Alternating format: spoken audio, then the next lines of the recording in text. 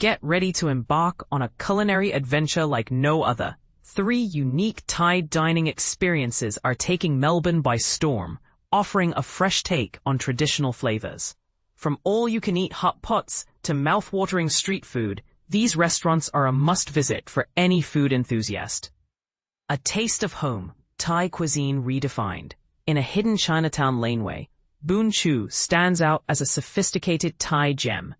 Chef-owner Puadon Sam Pothaprasert, with his roots in Thailand, has created a restaurant that pays homage to his family's heritage.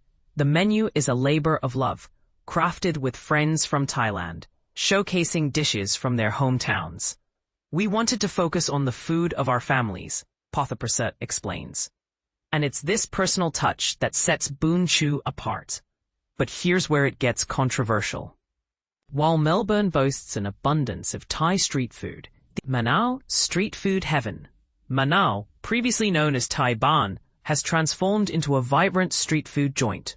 While the colorful decor has been toned down, the food remains bold and flavorful. Monday to Wednesday, diners can indulge in all-you-can-eat hotpot or barbecue for just $29.90. The marinated pork belly slices are a favorite, and with a simple phone order, you can keep the deliciousness coming.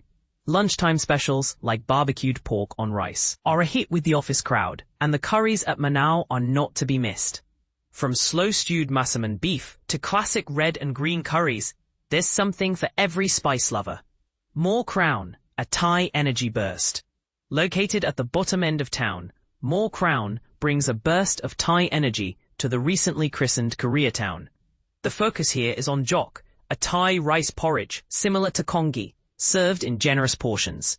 With 9 options to choose from, including homemade pork balls and braised duck, jok is a comforting and satisfying dish. The vibe is relaxed, the service is warm, and the prices are affordable, starting from just $17.90. So, which of these Thai dining experiences will you try first?